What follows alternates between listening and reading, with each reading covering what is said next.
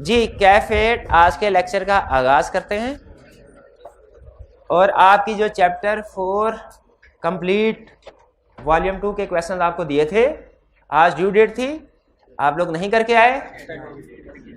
अब due date extend की जा रही है, 3 दिन मजीद आपको दिए जा रहे हैं। 3 दिन के बाद जो स्टूडेंट्स कंप्लीट असाइनमेंट नहीं करके आएगा वो इस क्लास में नहीं बैठेगा, वो साथ वाली हाइब्रिड क्लास में बैठेगा। आपको डीमोट कर दिया जाएगा। हाइब्रिड क्लास फिल हो गई तो फिर आप पीछे बैठेंगे, आगे नहीं बैठेंगे। जो असाइनमेंट नहीं करते स्टूडेंट वो मेरे करीब ना आके बैठे, पीछे पीछे दूर दूर। हाँ, जिन स्टूडेंट्स ने डेली बेसिस के ऊपर चैप्टर 4 जैसे जैसे क्वेश्चन असाइनमेंट की है तो वो दोबारा क्वेश्चन रिपीट करने की जरूरत नहीं है दोबारा लेकिन वो एविडेंस आपके पास होना चाहिए।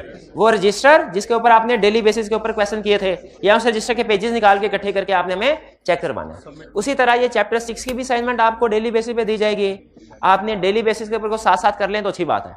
अगर कुछ क्वेश्चन डेली बेस पे नहीं कर, क्योंकि आप कभी भूल जाते हैं, कभी रजिस्टर घर रह जाता है, ठीक है, कभी आप छुट्टी कर लेते हैं और कहते हैं सर कल तो मेरी छुट्टी थी और कल फिर छुट्टी होगी, ताकि कभी पूरे सेशन में असाइनमेंट चेक ही ना करवानी पड़े। तो जो छुट्टी, तो ऐसे स्टूडेंट्स के लिए भी चैप्टर एंड के ऊपर कंप्लीट उन्होंने चेक करवाने होंगे वॉल्यूम 2 के सारे क्वेश्चंस। तो इन शॉर्ट आपने वॉल्यूम 2 के सारे क्वेश्चन हर चैप्टर के करने ही पड़ेंगे। या तो डेली बेसिस पे साथ साथ कर लें या फिर जब चैप्टर कंप्लीट होगा तो आपको 3-4 दिन का टाइम दिया जाएगा, उस वक्त आपने चेक करवाने होंगे। ठीक है, मर्जी आपकी है, करने तो पड़ेंगे। ठीक है, अब साथ साथ कर लें तो ज्यादा अच्छा है, बर्डन नहीं बढ़ता। आज की असाइनमेंट भी नोट कर लें। इस लेक्चर के बाद आपने वॉल्यूम 1 में क्वेश्चन 5 to 8 करना है और वॉल्यूम 2 में क्वेश्चन नंबर 1, 16, 18, 20, 24, 21, 25। क्लियर? अब हम डिस्कशन कर लेते हैं असाइनमेंट की जो कल आपको दी थी, उस असाइनमेंट की। सबसे पहले क्वेश्चन, इसमें वॉल्यूम 2 का कोई क्वेश्चन नहीं था, वॉल्यूम 1 के ही क्वेश्चन थे। What are the requirements in company that 2017 relating to following? Appointment of first auditor. First कौन अपॉइंट करता है? Board of directors within 90 days of incorporation. और अगर बोर्ड ऑफ डायरेक्टर अपॉइंट ना करे कमीशन अपॉइंट करेगा। Commission के लिए कोई टाइम पीरियड नहीं है, जब चाहे कर दे। Appointment of subsequent auditor by members at AGM, और अगर मेंबर्स एजीएम में अपॉइंटमेंट ना करे तो कमीशन करेगा। कैजुअल वैकेंसी, अच्छा कैजुअल वैकेंसी से क्या मतलब है? Death, disqualification. जब कैजुअल वैकेंसी राइज हो, कब, किसने फिल करनी है? कैजुअल के directors within 30 days of occurrence. शाबाश। Next, external auditors are normally appointed by the shareholders at the AGM. ठीक है, नॉर्मली एक्सटर्नल ऑडिटर को कौन अपॉइंट करता है? शेयर होल्डर एजीएम में। State the exceptions to this rule. State the exceptions to this rule. इस rule की क्या एक्सेप्शंस हैं? किस रूल की? किस रूल की? कि ऑडिटर्स को नॉर्मली शेयर होल्डर अपॉइंट करते हैं। इसका मतलब, इसकी एक्सेप्शन का मतलब क्या हुआ कि बताओ वो कौन सी सिचुएशन है जिसमें ऑडिटर को शेयर होल्डर नहीं अपॉइंट करते, कोई और अपॉइंट करता है, कोई और नहीं, पहले बताना है कौन अपॉइंट करता है, डायरेक्टर और कमीशन। फिर बताना है डायरेक्टर्स कब कब अपॉइंट करते हैं और कमीशन कब अपॉइंट करता है। पहले डायरेक्टर्स बताइए, फर्स्ट ऑडिटर, लेकिन सिर्फ ये नहीं लिख देना फर्स्ट ऑडिटर, बल्कि पूरी बात लिखनी है कि डायरेक्टर्स, ऊपर हेडिंग देके अपॉइंटमेंट बाय डायरेक्टर्स, नीचे लिखेंगे directors shall appoint first auditor first within 90 days of incorporation. फिर क्या और कोई सेशन है जिसमें डायरेक्टर्स अपॉइंट करते हैं? Casual vacancy within 30 days of occurrence. और कोई सेशन है? Mid term removal. लेकिन मिड टर्म रिमूवल में बताना है क्या? With prior approval of commission. Clear? 2 action, ये हो गया सर। अच्छा, कमीशन, कमीशन दूसरी एक्सेप्शन कमीशन है। शेयर होल्डर्स के अलावा एक तो ऑडिटर शेयर होल्डर के अलावा अपॉइंट करते हैं और दूसरा कमीशन। तो कमीशन कब अपॉइंट करता है?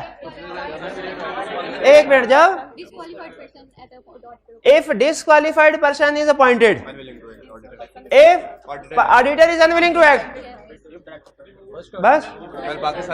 फर्स्ट ऑडिटर भी तो कमीशन अपॉइंट करता है, करता है, करता है। फर्स्ट ऑडिटर कमीशन अपॉइंट करता है कि नहीं करता? तो लिखे ना वो भी कब करता है, लिखेंगे। हाँ, अपॉइंटमेंट बाय कमीशन लिखे, if first auditor is not appointed by directors within 90 days. फिर दूसरा, if casual vacancy is not filled by director within 30 days. फिर if members do not appoint auditor at AGM. और फिर if appointed auditors unwilling to act. Exception नहीं पता, exception किस चीज की पूछी है? जो शेयर होल्डर अपॉइंट करते हैं। हाँ नहीं, वो कह रहा है नॉर्मली ऑडिटर को शेयर होल्डर अपॉइंट करते हैं एजीएम में। इसकी एक्सेप्शन, इसका मतलब है, इसकी एक्सेप्शन का मतलब क्या होगा? इसके अलावा ऑडिटर को कौन कौन अपॉइंट करता है? कौन करता है? तो डायरेक्टर और कमीशन, तो वही बताएंगे। इसका मतलब ये हुआ, एग्जाम में क्वेश्चन वो दो तरह से टेस्ट कर सकता है अपॉइंटमेंट का। एक टाइप ऑफ ऑडिटर के हिसाब से, दूसरा अपॉइंटिंग अथॉरिटी के हिसाब से। यानी एक क्वेश्चन बताएगा, बताओ भाई first who shall appoint first auditor? एक क्वेश्चन ही है, बोर्ड ऑफ डायरेक्टर्स। फिर उसे याद आया, नहीं कल परसों क्लास हुई थी, फिर आगे 90 डेज के आगे फिर रुक गया, क्योंकि क्लास थोड़ी हुई थी, कसर अभी रहती थी। हाँ, फेल टू ऑडिटर, ये है टाइप ऑफ ऑडिटर के हिसाब से। Who will appoint first auditor? फिर टाइप ऑफ अथॉरिटी के हिसाब से भी पूछ सकता है, what are the circumstances under which board shall appoint directors. अब उसने अपॉइंटिंग अथॉरिटी के हिसाब से पूछ लिया, तो आपने दोनों तरीके से जवाब दे सकते हैं। चलिए शाबाश। Next question 3, under the company act 270 identify the situations in which the commission may appoint a person to fill the vacancy of an auditor. If board of directors fail to appoint with first auditor within 30 days, within 90 days. शाबाश, ठीक है ठीक है। If board of directors fail to fill casual vacancy within 30 days, if disqualified person is appointed, if appointed auditor is unwilling to act, if members do not appoint auditor at AGM। 5 cases हो गए। अच्छा, लेकिन यहाँ पे तो सिर्फ casual vacancy लिखना था। मेरा ये ख्याल है यहाँ पे सिर्फ कैजुअल वैकेंसी लिखना। वैकेंसी का मतलब कैजुअल वैकेंसी नहीं है, ना ना ना ना ना। हाँ, वैकेंसी का मतलब कोई भी वैकेंसी हो सकती है, रिटायरमेंट वाली भी हो सकती है। तो इसलिए हमने वैकेंसी का मुराद सिर्फ कैजुअल वैकेंसी नहीं लेना। Next question 4, can auditor of a listed company be removed during the term of his office? Yes, with special resolution of by members। अच्छा, ऐसे क्वेश्चन कंप्लीट हो गया, लेकिन नंबर 2 है, मेरी तसल्ली नहीं हो रही, तो मैं इसको मजीद खींच लूं। कैसे? नहीं, तो इसमें लिस्टेड स्पेशल बता तो दिया, तो अब इसकी जगह पे रिमूवल के बाद किसी और को भी तो अपॉइंट करना है, उसको कैसे अपॉइंट करना है? However appointment of next auditor will be made by directors with prior approval of commission। 4A, what are the provisions of company regarding remuneration of auditors? जो अपॉइंट करेगा वो, यानी अगर appointment is made by directors, if appointment is made by commission, और in all other cases, क्योंकि तीनों ही तो authorities हैं, तो जब 2 पूरी कर ली तो बाकी ऑल अदर केसेस आएगा। मैक्सिमम कौन कौन लोग ऑडिटर को अपॉइंट कर सकते हैं? Member, directors, commission. What are the provisions of company act 270 regarding auditor signature on audit report?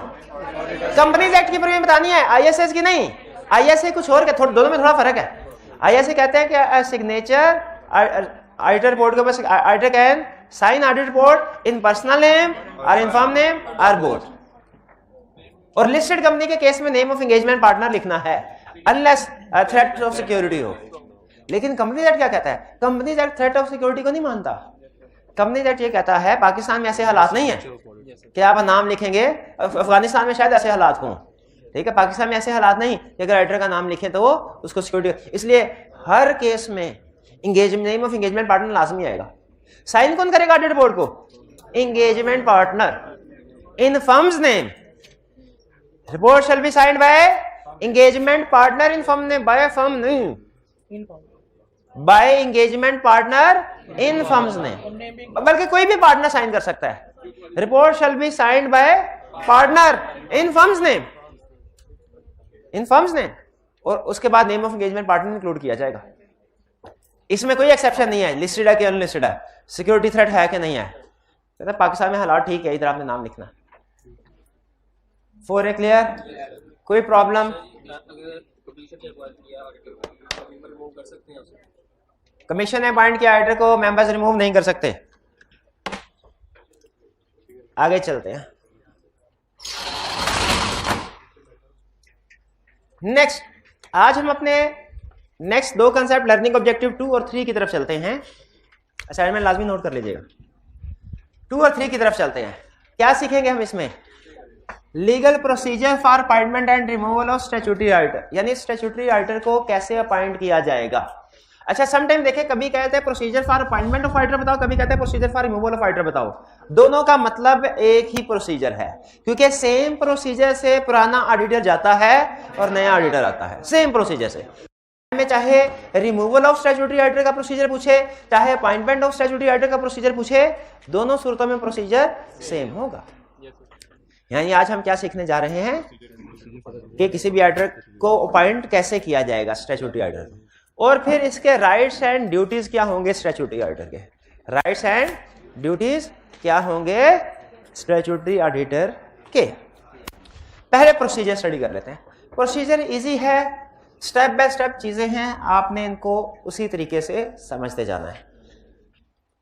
याद रखिए, ऑडिटर का टेन्योर होता है from date of appointment till the conclusion of next AGM. अच्छा, ये जो प्रोसीजर हम पढ़ने जा रहे हैं ना, ये है वो प्रोसीजर जो मोर देन 90% केसेस में अप्लाई होता है, यानी appointment of subsequent auditor at AGM. क्योंकि नॉर्मली जो ऑडिटर की अपॉइंटमेंट होती है वो शेयर होल्डर करते हैं, एजीएम में करते हैं। ये डायरेक्टर्स की अपॉइंटमेंट का प्रोसीजर नहीं है कि डायरेक्टर कैसे अपॉइंट करेंगे। ये कमीशन की अपॉइंटमेंट का प्रोसीजर नहीं है, वो कैसे करेंगे। ये प्रोसीजर कौन सा है कि मेंबर्स कैसे एजीएम में ऑडिटर्स की अपॉइंटमेंट करेंगे। ठीक है, तो नॉर्मल केस एज्यूम करते हैं कि एक ऑडिटर पिछली एजीएम में अपॉइंट हुआ, अब इस एजीएम में वो रिटायर होने जा रहा है, तो सबसे पहले तो डायरेक्टर्स की तरफ से रिकमेंडेशन आती है। हालांकि सब्सिक्वेंट ऑडिटर इसकी अपॉइंटमेंट किसने करनी है? मेंबर्स ने। अपॉइंटमेंट मेंबर ही करेंगे, रिकमेंडेशन या नॉमिनेशन डायरेक्टर्स की तरफ से आएगी। डायरेक्टर चाहें तो सेम फर्म को भी रिकमेंड कर सकते हैं जो रिटायर हो रही है, और डायरेक्टर चाहें तो इसके अलावा किसी और फर्म को भी नॉमिनेट कर सकते हैं, यानी अगर एग्जिस्टिंग। लेकिन ये याद रखें, ये सिर्फ एक नॉमिनेशन या रिकमेंडेशन है, ये अपॉइंटमेंट नहीं है। कहानी शुरू कहां से होगी? जब बोर्ड ऑफ डायरेक्टर्स एक ऑडिटर को रिकमेंड करेंगे, सर हम एग्जिस्टिंग ऑडिटर को ही, वो विलिंग है रीअपॉइंटमेंट के लिए, एलिजिबल है और विलिंग है रीअपॉइंटमेंट के लिए, उनको रिकमेंड करते हैं। या डायरेक्टर्स ये कहेंगे, सर हम ABC and company chartered accountants की जगह पे DEF and company chartered accountants को रिकमेंड करते हैं, अगले साल के लिए इनको अपॉइंट किया जाए। लेकिन ये सिर्फ फिर बार बार कह रहे हो रिकमेंडेशन है, एक ऑप्शन है उनकी तरफ से, अपॉइंटमेंट नहीं। अपॉइंटमेंट मेंबर्स ही करेंगे, एजीएम में करेंगे। ये रिकमेंडेशन डायरेक्टर्स एजीएम के नोटिस के साथ सेंड करेंगे, और ये किसी का नाम रिकमेंड करने से पहले उससे पूछ लेंगे, भैया बताइए क्या आप हमारी कंपनी का ऑडिट, स्टैट्यूटरी ऑडिट करने के लिए विलिंग है? अभी एबीसी कंपनी से करवा रहे हैं, लेकिन वो टाइम बहुत ज्यादा लेते हैं, रिपोर्ट लेट देते हैं, तो बताइए अब डीईएफ आप विलिंग है? अगर विलिंग है, इनकी कंसेंट ऑब्टेन करने के बाद डायरेक्टर्स एजीएम के नोटिस में ये रिकमेंडेशन इंक्लूड करते हैं, और फिर इस नोटिस को भिजवा देते हैं। किसको? मेंबर्स को भी, रिटायरिंग ऑडिटर को भी। रिटायरिंग ऑडिटर को नोटिस ऑफ एजीएम इसलिए भी भिजवाया जाता है क्योंकि उसका राइट होता है कि वो जनरल मीटिंग को अटेंड करे। हम राइट्स में स्टडी करेंगे, प्रोबेबली एक जो बड़ा राइट होता है ऑडिटर का, वो क्या है? हर जनरल मीटिंग को अटेंड करना, चाहे एजीएम है, चाहे ईजीएम है, चाहे स्टैट्यूटरी मीटिंग है। तो इसीलिए एजीएम का नोटिस जब बनाया डायरेक्टर्स ने, वो मेंबर्स को भी भेजेंगे, वो रिटायरिंग ऑडिटर को भी भेजेंगे। उस नोटिस में लिख दिया जाएगा। आपको पता है नोटिस ऑफ एजीएम के अंदर एजेंडा होता है कि मीटिंग में क्या क्या डिस्कस होगा, और ऑर्डिनरी बिजनेस लिखा होता है, सीला में पढ़ा होगा आपने। उस ऑर्डिनरी बिजनेस में एक बिजनेस ये भी होता है, क्या? Appointment of auditor and remuneration. तो उस वाले एजेंडा के अंदर डायरेक्टर्स ने लिखा होता है ये कि we recommend XYZ company and chartered accountants for appointment as statutory auditor for next term. तो सबसे पहले अपॉइंटमेंट किसकी तरफ से आई? सॉरी, रिकमेंडेशन किसकी तरफ से आई? लेकिन ये रिकमेंडेशन से पहले उन्होंने प्रपोज्ड ऑडिटर से पूछा, और जब प्रपोज्ड ऑडिटर ने अपनी कंसेंट दे दी, तो फिर उन्होंने नोटिस में उसका नाम लिख के उस नोटिस को किसको भिजवा दिया? Retiring auditor. ये नोटिस असल में एजीएम के नोटिस में इंक्लूड किया जाता है इसको। इसका मतलब ये, वो आप दूसरे एंगल से सोचें ऑडिटर के पॉइंट ऑफ व्यू से, कि ये वो पॉइंट है जहां पे auditor acceptance and continuous procedure perform करता है।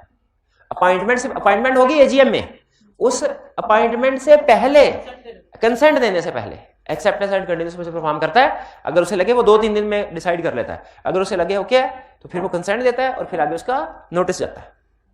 नोटिस चला गया। अच्छा, एक ऑप्शन तो है डायरेक्टर्स के पास कि वो रिकमेंड कर सकते हैं किसी ऑडिटर को। क्या डायरेक्टर्स के अलावा मेंबर्स भी किसी ऑडिटर को रिकमेंड कर सकते हैं, नॉमिनेट कर सकते हैं? यस, कर सकते हैं। यहां पे मेंबर से मुराद कलेक्टिवली सारे मेंबर्स नहीं है, यहां पे मेंबर से मुराद है कोई एक आधा मेंबर, कोई एक दो मेंबर अगर चाहें कि इस एजीएम में नॉमिनेट। देखें, एक बात मुझे बताइए, क्या इलेक्शन में कोई ऐसा बंदा जीत सकता है जो इलेक्शन में खड़ा ही ना हो? नहीं। तो बेसिकली ये इलेक्शन के लिए नॉमिनेशन जा रही है। एक नॉमिनेशन डायरेक्टर्स ने भेजी, अब एक नॉमिनेशन हो सकता है मेंबर्स की तरफ से भी आ जाए, एक से ज्यादा भी नॉमिनेशन आ सकती हैं। तो मेंबर्स के पास भी ये पावर है कि वो किसी पर्सन को एज स्टैट्यूटरी ऑडिटर रिकमेंड कर सके। अभी देख, अपॉइंटमेंट एजीएम में होगी, अभी एजीएम नहीं हो रही। तो जब मेंबर्स बैठे थे उन्होंने कहा ओहो एबीसी ऑडिटर की जगह पे डीईएफ चेंज कर रहे हैं। अच्छा, चेंज कर रहे हैं ये अच्छा है, क्योंकि पिछला ऑडिटर टाइम पे रिपोर्ट नहीं देता था, लेकिन डीईएफ नहीं, इसकी जगह पे तो आईजेके को पॉइंट होना चाहिए। तो कोई मेंबर, डीईएफ सही नहीं है, कोई मेंबर अब अगर नॉमिनेट करना चाहे आईजेके को कर सकता है, बिल्कुल कर सकता है, लेकिन उसे भी पहले आईजेके से पूछना पड़ेगा, उसकी कंसेंट लेनी पड़ेगी। जब आईजेके कंसेंट दे दे तो वो मेंबर फिर कंपनी को नोटिफाई करे कि सर अब नेक्स्ट टर्म के लिए मेरी तरफ से ये आईजेके नॉमिनेट है, आईजेके। अच्छा, अब सुने, इसके लिए मेंबर्स को रिकमेंडेशन देने के लिए जरूरी है कि उस मेंबर के पास 10% शेयर होल्डिंग हो, इंडिविजुअली या एग्रीगेट। जो मेंबर नॉमिनेशन देना चाहता है उसके पास कितनी हो? 10%। अच्छा, पहले ये शेयर होल्डिंग रिक्वायर्ड नहीं थी, सिर्फ इतना लिखा हुआ था एनी मेंबर्स रिकमेंड कर। तो जिसके पास एक शेयर होता था ना, वो भी कोई ना कोई वाकिफकार तो होता ही है, कहता था इसको नॉमिनेट करे। तो सारा प्रोसेस आगे चलता है। जब नॉमिनेशन आती है ना, उसके बाद कंपनी ने नोटिस भेजने होते हैं। वो छोटे छोटे शेयर होल्डर भी डायरेक्टर की ऑडिटर की नॉमिनेशन कर देते थे और कंपनी को वो सारा प्रोसेस फॉलो करना पड़ता था। इसीलिए लॉ ने अब रिसेंटली ऐड कर दी रिक्वायरमेंट कि कौन सा शेयर होल्डर नॉमिनेशन कर सकता है डायरेक्टर की, जिसके पास इंडिविजुअली या एग्रीगेट, एग्रीगेट का मतलब दूसरे शेयर होल्डर्स को मिला के 10% शेयर होल्डिंग है। शर्त यह है कि ये प्रपोज्ड ऑडिटर से कंसेंट ले ले रजामंदी, और एजीएम से 7 दिन पहले कंपनी को नोटिफाई कर दे कि सर हमारी तरफ से ये आईजेके ऑडिटर है, नॉमिनेट का हम कर रहे हैं। और कंपनी ने ये नोटिस रिटायरिंग ऑडिटर को भी सेंड करना है और अपनी वेबसाइट पे भी पोस्ट करना है। अच्छा, जरा एक सोचिए, मुझे एक सवाल का जवाब दीजिए, डायरेक्टर्स ने यहां पे 2 नंबरी नहीं कर दी? जो उनकी अपनी नॉमिनेशन थी वो तो उन्होंने एजीएम के नोटिस के साथ मीटिंग से 21 दिन पहले सारे मेंबर्स को सेंड की, सारे मेंबर्स को सेंड की, और रिटायरिंग ऑडिटर को भी। लेकिन जो मेंबर्स की तरफ से नॉमिनेशन है ना, वो सिर्फ रिटायरिंग ऑडिटर को सेंड कर रहे हैं, बाकी सारे मेंबर्स को नहीं है। तो बाकी मेंबर्स को कैसे पता चलेगा? वेबसाइट पे, क्योंकि 7 दिन पहले या 7 दिन में सब सारे नोटिस दोबारा बनाना, भेजना, और फिर पता नहीं पहुंचते हैं उनको नहीं पहुंचते, ये कंफर्म नहीं है। तो रिकमेंडेशन बाय मेंबर्स भी आ गए। अच्छा, अब सुने, क्या retiring auditor eligible for reappointment है? फर्ज कीजिए अगर उसकी रिकमेंडेशन ना डायरेक्टर ने की, ना किसी और मेंबर ने की, क्या वो एलिजिबल फॉर रीअपॉइंटमेंट है? ये उसका राइट है, एलिजिबल फॉर रीअपॉइंटमेंट है। लेकिन वो इस सूरत में अपना मौकफ बयान करता है। अगर वो विलिंग फॉर रीअपॉइंटमेंट हो तो वो मीटिंग में, जब मीटिंग में आता है ना, तो रिप्रेजेंटेशन देता है। पहले तो समझिए कि रिटायरिंग ऑडिटर अपने ऑफिस में बैठा था, लेटर आया, लेटर खोला, उसे पहला हार्ट अटैक हुआ। क्यों? डायरेक्टर्स ने उसकी बजाय किसी और की रिकमेंडेशन कर दी थी। जिना हॉस्पिटल में एडमिट हो गया, 2 हफ्ते तक उसका इलाज होता रहा। 2 हफ्ते बाद फिर एक और लेटर उसको हॉस्पिटल के एड्रेस पे आया, उसने उसको बोला दूसरा हार्ट अटैक। दूसरा हार्ट अटैक क्यों? मेंबर्स की तरफ से नॉमिनेशन है। अब इसने फैसला करना है क्या मैं इस कंपनी का ऑडिटर पॉइंट होना चाहता हूं नेक्स्ट टर्म के लिए कि नहीं। अगर तो नहीं होना चाहता तो ये चुपचाप कुछ भी ना करे, कुछ भी ना करे। लेकिन अगर ये समझता है कि इसे नेक्स्ट टर्म के लिए भी ऑडिटर अपॉइंट होना चाहिए, तो लॉ ने उसे एक स्पेशल राइट दिया है, रिटायरिंग ऑडिटर को एक स्पेशल राइट दिया है कि वो एजीएम से 2 दिन पहले एक रिप्रेजेंटेशन बनाए, अपनी एक स्टेटमेंट बनाए, रिप्रेजेंटेशन अपना मौकफ बयान करे उसमें, और वो रिप्रेजेंटेशन कंपनी में जमा करवा दे एजीएम से 2 दिन पहले, एजीएम से 2 दिन पहले। और ये याद रखे, ये रिप्रेजेंटेशन कौन जमा करवा रहा है? अरे किसको जमा करवा रहा है? और इसमें क्या लिखा हुआ है कि मुझे क्यों ना निकाला जाए, मुझे क्यों ना निकाला जाए, ये रिप्रेजेंटेशन दे रहा है। ये रिप्रेजेंटेशन है, रिप्रेजेंटेशन लेटर नहीं है, रिप्रेजेंटेशन लेटर नहीं है। क्या फर्क है रिप्रेजेंटेशन और रिप्रेजेंटेशन लेटर में? क्या फर्क है रिप्रेजेंटेशन इन राइटिंग और रिप्रेजेंटेशन लेटर में? रिप्रेजेंटेशन लेटर रिक्वायर्ड है, रिप्रेजेंटेशन इन राइटिंग रिक्वायर्ड नहीं है। ये अगर राइटर चाहे तो दे, चाहे तो ना दे। रिप्रेजेंटेशन लेटर मैनेजमेंट की तरफ से ऑडिटर को दिया जाता है, रिप्रेजेंटेशन इन राइटिंग ऑडिटर की तरफ से कंपनी को दी जाती है कि भाई ये एजीएम में शेयर होल्डर्स को पढ़ के सुना देना। Representation letter at the end of the audit, at end of the लिया जाता है। Representation in writing before start से भी पहले, अपॉइंटमेंट से भी पहले ऑडिटर प्रोवाइड करता है। तो ये रिप्रेजेंटेशन के लफ्ज से आप ये ना समझेगा ये रिप्रेजेंटेशन लेटर ही है, ठीक है? और ना ही आइंदा आपने मुझसे ये पूछना है सर रिप्रेजेंटेशन लेटर और रिप्रेजेंटेशन इन राइटिंग में क्या फर्क है। मैंने जो फर्क बताने थे बता दिए, ठीक है? और ये ऑनलाइन वाले भाईजान, आप जब मेरे से व्हाट्सएप ग्रुप में पूछेंगे ना तो मैं आपको यही कहूंगा क्या कि जाइए लेक्चर नंबर 63 पे, और तकरीबन जब आधे घंटे का लेक्चर गुजर जाए तो फिर उसको देखिए। उसमें मैंने बताया क्या रिप्रेजेंटेशन इन राइटिंग और रिप्रेजेंटेशन लेटर का क्या फर्क। आई कैप इस पे क्वेश्चन नहीं पूछता, लेकिन आपको वैसे पता होना चाहिए। चलिए, रिप्रेजेंटेशन रिटायरिंग ऑडिटर ने रिप्रेजेंटेशन दे दी एजीएम से कितने दिन पहले? 2 दिन पहले। और ये रिप्रेजेंटेशन किसने दी? ताकि ये एजीएम में पढ़ी जाए, ये रिप्रेजेंटेशन एजीएम में पढ़ी जाएगी। और अगर ऑडिटर ने रिप्रेजेंटेशन इन राइटिंग दी है ना तो वो खुद एजीएम में भी मौजूद होगा, ताकि मेंबर्स रिप्रेजेंटेशन के हवाले से कोई सवाल पूछना चाहें तो पूछ ले उससे। Clear? Mandatory to attend. Normally general meeting को अटेंड करना ऑडिटर का राइट होता है, ड्यूटी नहीं होती। राइट और ड्यूटी में फर्क पता है आपको? क्या फर्क है? राइट का मतलब मर्जी करें, मर्जी ना करें। क्वेश्चन पूछना आपका राइट है, चाहे पूछें चाहे ना पूछे। असाइनमेंट करना आपकी ड्यूटी है, दिल करे या ना करे करनी है। तो ड्यूटी वो जो हर हाल में करनी है, राइट वो चाहे करे चाहे ना करे। एजीएम जनरल मीटिंग को अटेंड करना ऑडिटर का राइट है, ड्यूटी नहीं। लेकिन 2 केसेस में ये ड्यूटी बन जाती है। पहला केस अगर उसने रिप्रेजेंटेशन इन राइटिंग जमा करवाई हो, दूसरा केस अगर लिस्टेड कंपनी हो। इन दोनों केसेस में ऑडिटर या उसका रिप्रेजेंटेटिव मीटिंग में मौजूद होगा, जनरल मीटिंग में। वरना मर्जी है, चाहे जनरल मीटिंग में मौजूद हो चाहे ना हो। ये 3rd स्टेप हो गया। रिटायरिंग ऑडिटर ने रिप्रेजेंटेशन भेज दी, अब क्या होगा? एजीएम, एजीएम में रिप्रेजेंटेशन सामने आएगी। अगर रिटायरिंग ऑडिटर ने रिप्रेजेंटेशन दिया और मेंबर फैसला करेंगे कि कौन सही कह रहा है कौन गलत कह रहा है, फिर वोटिंग होगी। वोटिंग, जिस ऑडिटर के पास ज्यादा वोट हो गए उसे नेक्स्ट टर्म के लिए अपॉइंट कर लिया जाएगा। और अपॉइंटमेंट के बाद विद इन 14 डेज रजिस्ट्रार को नोटिफाई कर दिया जाएगा कि सर ये अब हमारा नेक्स्ट टर्म के लिए ऑडिटर है।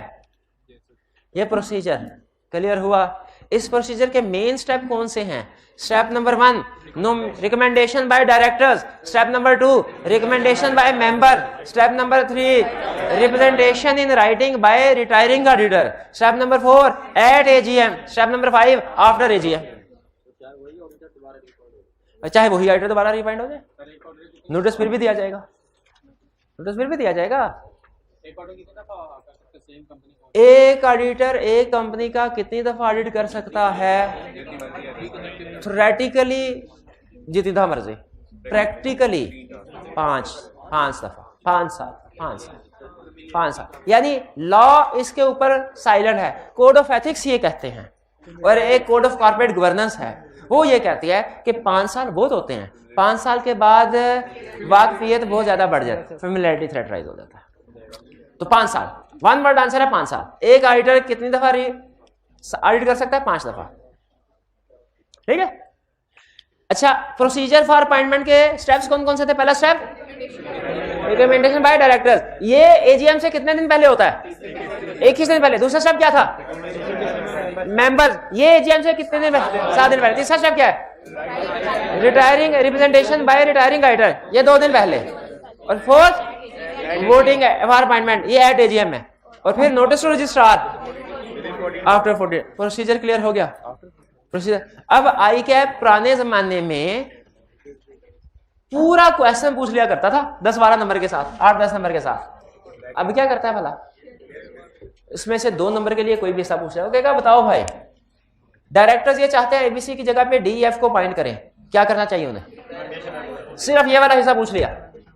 उसने कहा मेंबर्स को नोटिस मिला और मेंबर्स ये चाहते हैं कि नेक्स्ट टर्म के लिए किसी और को ऑडिटर अपॉइंट करें, उन्हें क्या करना चाहिए? Recommendation member. फिर आपको बनाएगा रिटायरिंग ऑडिटर। कहेगा आप रिटायरिंग ऑडिटर हैं, आपको नोटिस मिला कि आपको रिमूव किया जा रहा है, लेकिन आप चाह रहे हैं कि नेक्स्ट टर्म के लिए अपॉइंट हो, क्या करेंगे आप? कि रिप्रेजेंटेशन लेटर देंगे और फिर उसके बाद मीटिंग में भी मौजूद होंगे।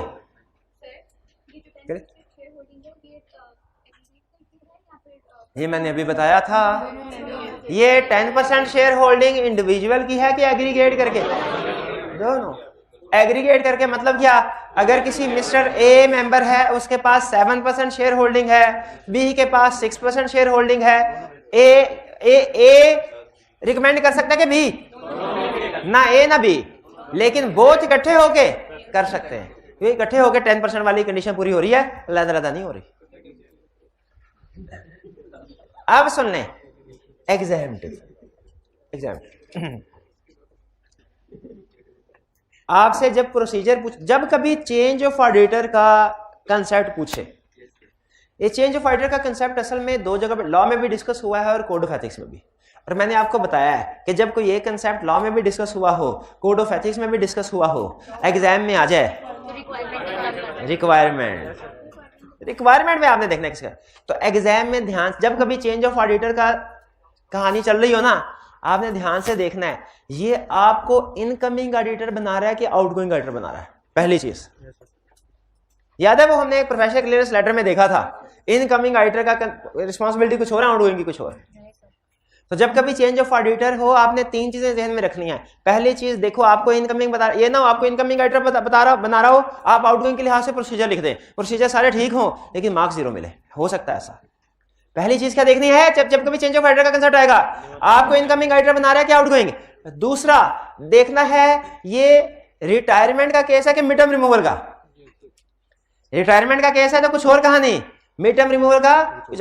तीसरी चीज देखनी है कि रिक्वायरमेंट में लीगल रिक्वायरमेंट्स के मुताबिक आंसर करने को कह रहा है कि एथिकल के मुताबिक। भाई ये बातें समझ आई? ये प्रोसीजर था सिंपल। अब खुद बताइए इस प्रोसीजर में है कोई बात मुश्किल? कोई मुश्किल बात नहीं है। सबसे मुश्किल बात क्या थी इसमें? कुछ भी नहीं। डेज थोड़ा मिक्स कर देते थे आप, 21 दिन और फिर 7 दिन 2 दिन 16 दिन।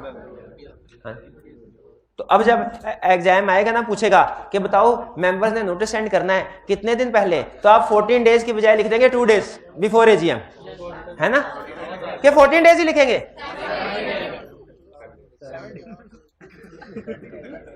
7 डेज। ठीक है, चलिए ये प्रोसीजर क्लियर हो गया। अच्छा अब चलते हैं, ये तो है चेंज ऑफ ऑडिटर, जब लॉ जो है लीगल रिक्वायरमेंट्स के मुताबिक। अब हम पढ़ने जा रहे हैं change of auditor ethical requirements क्या कहते हैं। अच्छा पहले मुझे ये तसल्ली करवाएं इसको पढ़ के, इसमें इनकमिंग ऑडिटर अपॉइंट हो रहा है इसी प्रोसेस में? क्या इसी प्रोसेस में आउटगोइंग ऑडिटर भी रिमूव हो रहा है? तो देखिए इसलिए मैंने कहा था कि अपॉइंटमेंट एंड रिमूवल दोनों के ऊपर सिमिलर कंसेप्ट आएगा। ये ना एग्जाम में रिमूवल के साथ पूछ ले और आप कहें ये तो पढ़ा ही नहीं, सेम प्रोसीजर अप्लाई होगा। अब आते हैं एथिकल रिस्पॉन्सिबिलिटी की तरफ। यानी जब चेंज ऑफ ऑडिटर का केस हो तो इनकमिंग ऑडिटर की क्या एथिकल रिस्पॉन्सिबिलिटी है, आउटगोइंग की क्या है। ये एथिकल रिस्पॉन्सिबिलिटीज है, लीगल नहीं है। इनकमिंग ऑडिटर की क्या जिम्मेदारी है? पहली responsibility, send professional clearance letter, send obtain permission वो वही जो पड़ा हुआ जाहिर है, वो सारा वही है ऑब्टेन परमिशन, और फिर परमिशन ग्रांटेड तो क्या करना है वो पहले पढ़ चुके। यहां पे सिर्फ उसकी रिस्पॉन्सिबिलिटीज बता रहे हैं। दूसरा रीड रिप्रेजेंटेशन, अगर इस रिटायरिंग ऑडिटर ने कोई रिप्रेजेंटेशन इन राइटिंग सबमिट करवाई थी कंपनी को, तो मेंबर्स ने तो पढ़ी ही होगी, मीटिंग में बोली गई होगी, ऑडिटर ने भी रिप्रेजेंटेशन इन राइटिंग को पढ़ना है लाजमी। कोई स्टूडेंट बता सकता है ये कोड ऑफ एथिक्स ने इनकमिंग राइटर की जिम्मेदारी क्यों लगाई? अच्छा, आउटगोइंग को राइट क्यों दिया रिप्रेजेंटेशन राइटिंग का? वो समझ में आता है कि अगर उसे लगे कि उसे बिला वजह प्रेशराइज करके निकाला जा रहा है, फेयर नहीं है, तो अपना मौका बयान कर दे। मेंबर्स के पास जहां ऑडिटर का मौकफ होगा वहां पे रिटायरिंग राइटर का भी मौकफ होना चाहिए। रिप्रेजेंटेशन इन राइटिंग का राइट देना ये समझ में आता है, लेकिन कोड ऑफ एथिक्स ने ये क्यों लाजमी करार दिया है कि इनकमिंग ऑडिटर इस रिप्रेजेंटेशन को, अगर ये रिप्रेजेंटेशन दी गई है, लाजमी पढ़े। शाबाश, क्योंकि इसमें हो सकता है कोई ऐसी इंफॉर्मेशन सामने आ जाए जो ऑडिटर के एक्सेप्टेंस डिसीजन से रेलिवेंट हो, इसीलिए उसने लाजमी पढ़ना। एक तो प्रोफेशनल क्लियरेंस लेटर में भी वो इंफॉर्मेशन यही पूछ रहा है, लेकिन आपको याद है अगर प्रोफेशनल क्लियरेंस लेटर का जवाब ना आए तो अदर सोर्सेस से, क्या ये एक अदर सोर्स नहीं है जिससे उसी तरह की इंफॉर्मेशन सामने आ जाएगी जो ऑडिटर लेना चाह रहा है? इसमें कोई मसले मिसाल बताए होंगे ना। तो दूसरा तीसरी रिस्पॉन्सिबिलिटी, अगर मिड का केस हो, जैसे ही इनकमिंग ऑडिटर को कहा जाए कि सर हमने पुराने ऑडिटर को निकाल के ना आपके लिए जगह खाली कर दिया, आप कल सुबह से आके अपना बैग ले आए और आके बैठ जाए सीट के ऊपर, तो इनकमिंग ऑडिटर को तो खुश होना चाहिए। नहीं, मिड टर्म रिमूवल एक सीवियर नेगेटिव सिचुएशन है। इस सूरत में आईकैप ये कहता है, कोड ऑफ एथिक्स ये कहता है, इनकमिंग ऑडिटर अपॉइंटमेंट एक्सेप्ट करने से पहले हमें लेटर लिखे, हमसे इजाजत ले। आईकैप ने ये इजाजत इसलिए रखी हुई है कि देख लें कहीं क्लाइंट ओपिनियन शॉपिंग के लिए तो ऑडिटर को चेंज नहीं कर रहा। ओपिनियन शॉपिंग बताया था ना, अपनी मर्जी का ओपिनियन खरीदने की कोशिश करना, और जो ऑडिटर हमारी मर्जी का ओपिनियन ना बेचे उसे रिमूव कर देना, और जो बेचने के लिए तैयार हो उसे अपॉइंट करना। जी मेंबर्स कर, हाँ मेंबर्स। तो इसीलिए याद रखिए कि आईकैप ने कहा है मिड टर्म रिमूवल होगी ना, इनकमिंग ऑडिटर ने मेरे से इजाजत लेनी है, फिर एक्सेप्टेंस देनी है, वरना नहीं देनी। हाँ, तो ये जो इजाजत है ना, ये आईकैप नॉर्मली 15 दिन में दे देता है। ये इजाजत नॉर्मली आईकैप कितने दिन में दे देता है? 15 डेज में। ये रिस्पांसिबिलिटी हुई इनकमिंग ऑडिटर की। अब रिस्पांसिबिलिटी आउटगोइंग ऑडिटर की। आउटगोइंग ऑडिटर की क्या रिस्पांसिबिलिटी है? इसको चेक पॉइंट पे लगा लूं, फिर इनका भी एक क्वेश्चन है, आपका भी लेता हूं। आउटगोइंग ऑडिटर की क्या रिस्पांसिबिलिटी है? रिप्लाई करे प्रोफेशनल क्लियरेंस लेटर को, और क्या करे? जब उसे लगे कि मुझे पॉइंट होना चाहिए था और उसने रिप्रेजेंटेशन इन राइटिंग कंपनी को दी हो ना, साथ आईकैप को भी दे दे, आईकैप को भी जमा करवाए। और अगर मिड टर्म रिमूवल का केस है तो वो आईकैप को इन्फॉर्म करे और उससे स्टेटमेंट ऑफ फैक्ट सबमिट करवाए कि सर ये देखिए मैं अच्छा भला काम कर रहा था, इन्होंने मुझसे कहा कि क्वालिफाइड के बजाय अनमोडिफाइड ओपिनियन दो, मैंने कहा अनमोडिफाइड ओपिनियन नहीं देना, उन्होंने कहा अच्छा ठीक है तो मैं भी रिमूव कर देते। आईकैप को बताए। क्लियर हो ये बात? एथिकल राइट साइड वाले प्रोसीजर्स में और लेफ्ट साइड वाले में क्या फर्क है? नहीं, राइट साइड राइट बोर्ड वाले ये लीगल रिक्वायरमेंट्स है, एथिकल है। और अब इधर लेफ्ट वाले और राइट वाले में क्या फर्क है? यही बताया ना आपको। पहले देख लें कि लीगल रिक्वायरमेंट के मुताबिक आंसर पूछा कि एथिकल के मुताबिक, फिर देख लें इनकमिंग के मुताबिक पूछा कि आउटगोइंग के मुताबिक, और फिर तीसरी चीज क्या कही थी कि रिटायरमेंट है या मिड टर्म रिमूवल है। जरा देख के मुझे बताइए, एथिकल रिस्पांसिबिलिटी इनकमिंग ऑडिटर की भी है, कौन सी रिस्पांसिबिलिटी है जो रिटायरमेंट में है और कौन सी है जो मिड टर्म रिमूवल की है?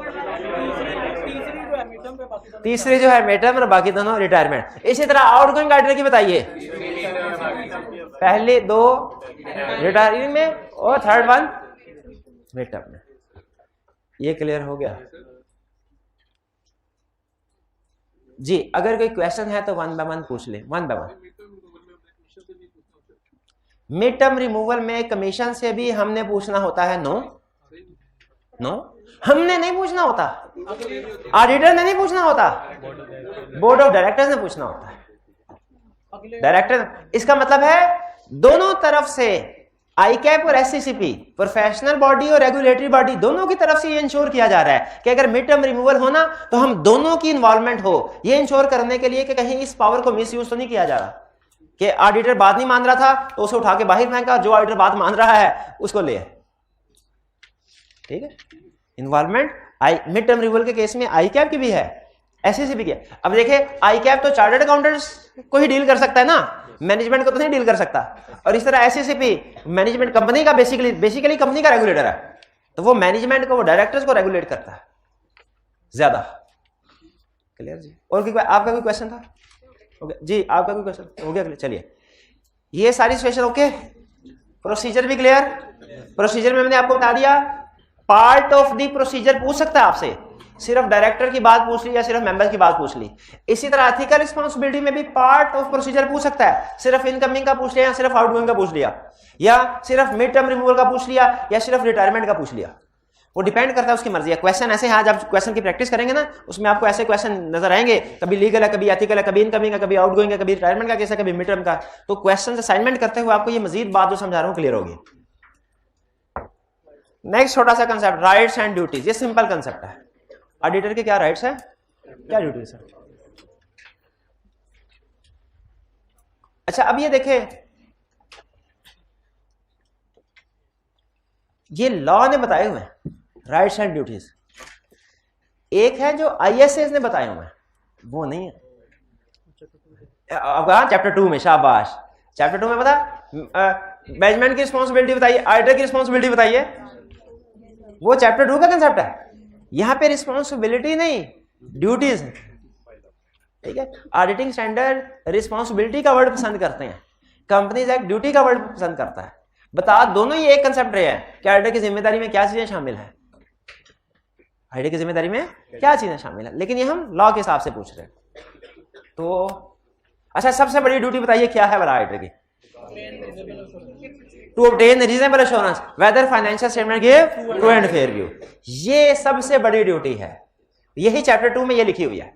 लेकिन आपको पता है लोकल लॉज ऑडिटर की कुछ और ड्यूटीज भी लगाते हैं, लोकल लॉज ऑडिटर की कुछ और ड्यूटी भी लगाते हैं। क्या ये कंसेप्ट हमने पहले पढ़ा हुआ है? लोकल लॉज ऑडिटर की और ड्यूटी भी लगाते हैं। क्या लगाते हैं ड्यूटीज?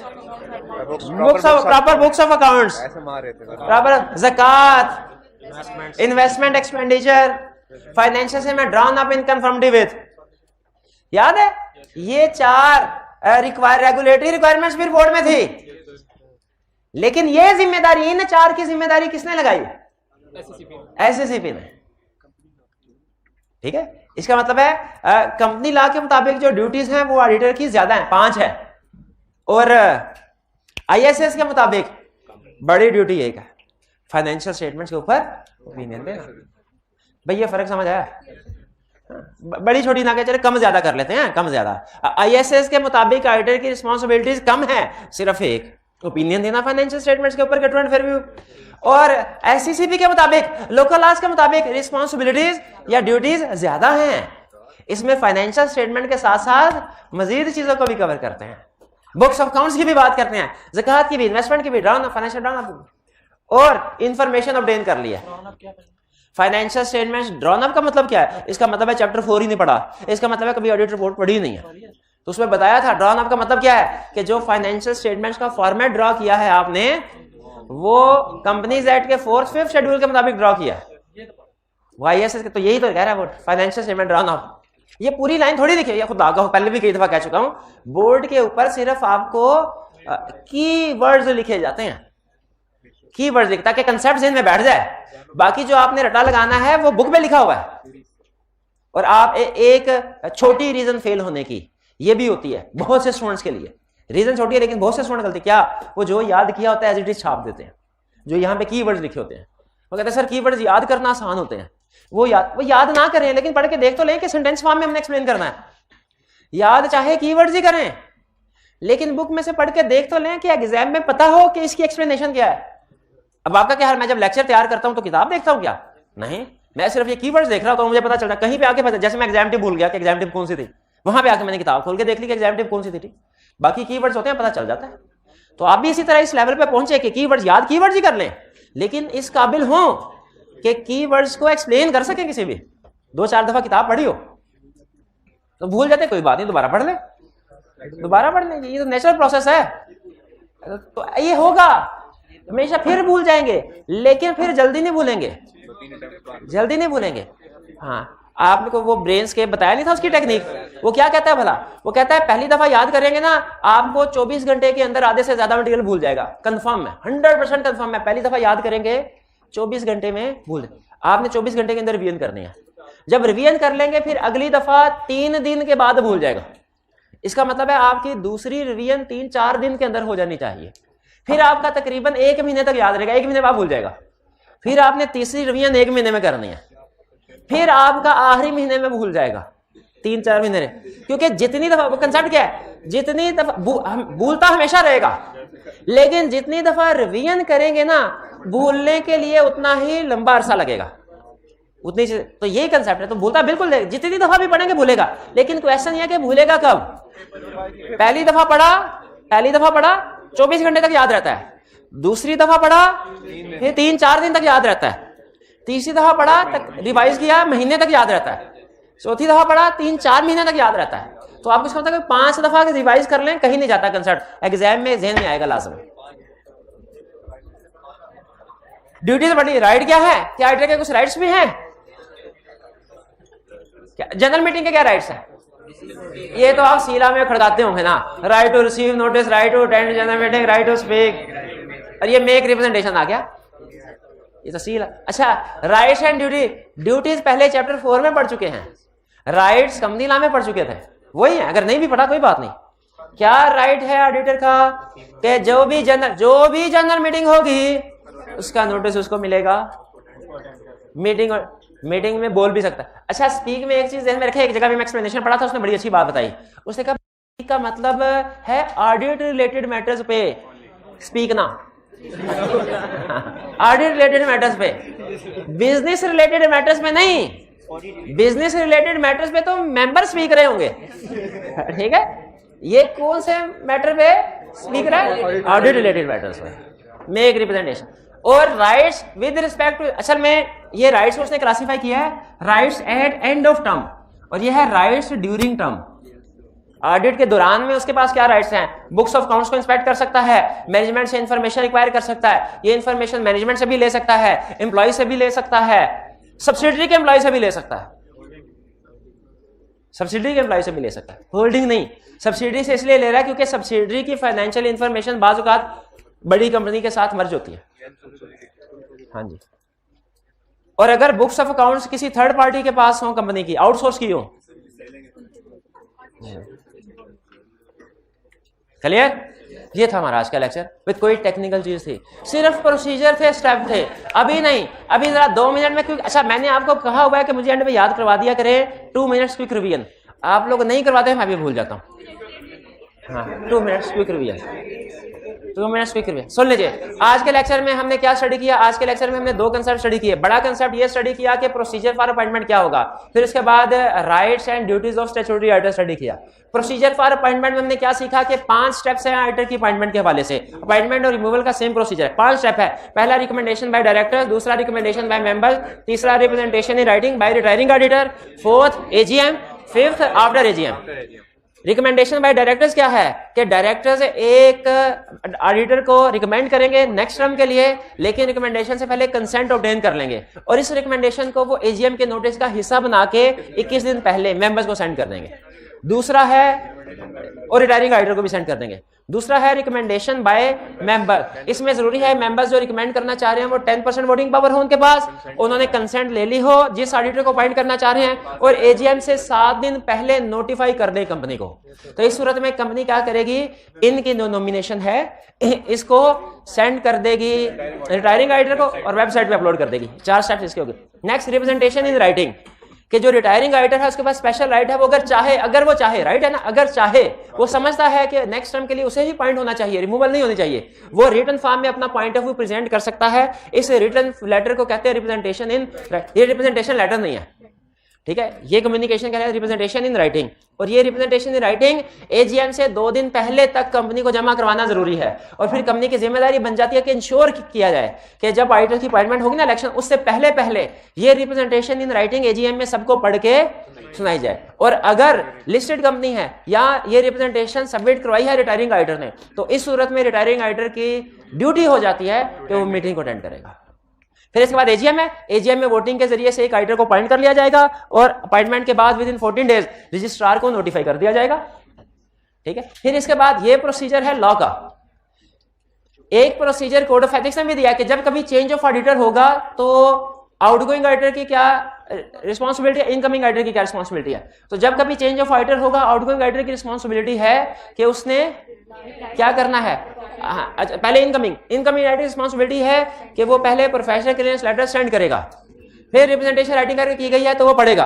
और अगर मिड टर्म रिमूवल का केस है तो आई कैप से इजाजत लेगा जो 15 दिन में दे दी जाती है। और अगर आउटगोइंग ऑडिटर है तो वो प्रोफेशनल क्लियरेंस लेटर का रिप्लाई करेगा। अगर रिप्रेजेंटेशन राइटिंग उसने कंपनी को जमा करवाई है तो आई कैप को भी जमा करवाएगा। और अगर मिड टर्म रिमूवल का केस है, आई कैप को स्टेटमेंट ऑफ फैक्ट जमा करवाएगा ताकि आई कैप को 15 दिन में इजाजत देने से पहले ये स्टेटमेंट ऑफ फैक्ट पढ़ दे। और आपको जो एग्जाम टिप बताई गई है वो ये कि आपने जब कभी चेंज ऑफ ऑडिटर का केस ना, चेंज ऑफ ऑडिटर का केस एक को हटा के दूसरे को लाया जा रहा है, आपने आंसर देने से पहले 3 सवाल अपने आप से पूछने हैं। क्या ये लीगल रिक्वायरमेंट का केस है, क्या एथिकल का, क्या ये इनकमिंग ऑडिटर का, क्या आउटगोइंग का, क्या ये रिटायरमेंट का केस है कि मिड टर्म का। अगर आपने तीनों में से कोई एक डिसीजन भी गलत कर दिया ना तो फिर जो कुछ भी लिखेंगे चाहे ठीक क्यों ना हो, 0 नंबर मिलेंगे आपको। क्लियर। फिर नेक्स्ट एक छोटा सा कंसेप्ट हमने स्टडी किया, rights and duties of statutory auditor. Duties में हमने ये पढ़ा कि बड़ी ड्यूटी फाइनेंशियल स्टेटमेंट्स के ऊपर ओपिनियन देना। फिर उसके अलावा मजीद कम से कम 4 ड्यूटीज और हमने लिखनी है, बुक्स ऑफ अकाउंट्स वाली, ज़कात वाली, इन्वेस्टमेंट एक्सपेंडिचर, फाइनेंशियल में ड्राना। इन्फॉर्मेशन ऑब्टेन की ऑलरेडी वो हो जाती है, रिपोर्ट में एक दूसरी जगह लिखी होती है, लेकिन वो भी याद कर लीजिएगा। राइट्स में 2 तरह के राइट्स हैं, एक ड्यूरिंग ऑडिट, एक and of the audit. And of the audit क्या है कि ऑडिटर का राइट है कि एजीएम एंड है ना उसका, एजीएम का नोटिस मिले उसको अटेंड कर सके to speak on audit related matters और मेक रिप्रेजेंटेशन राइटिंग। और राइट्स ड्यूरिंग ऑडिट क्या है कि बुक्स ऑफ अकाउंट्स की एक्सेस हासिल कर सकता है, इंफॉर्मेशन कंपनी से भी, सब्सिडी के एम्प्लॉय से भी। और अगर कंपनी ने अपना अकाउंटिंग फंक्शन बाज को आउटसोर्स किया होता है तो जिसके पास भी बुक्स पड़ी हुई है कंपनी की, उससे भी कंपनी के बारे में इंफॉर्मेशन रिक्वायर कर सकता है। क्लियर। अच्छा, नहीं कल हमारी क्लास होगी, कल क्लास होगी हमारी, कल क्लास होगी।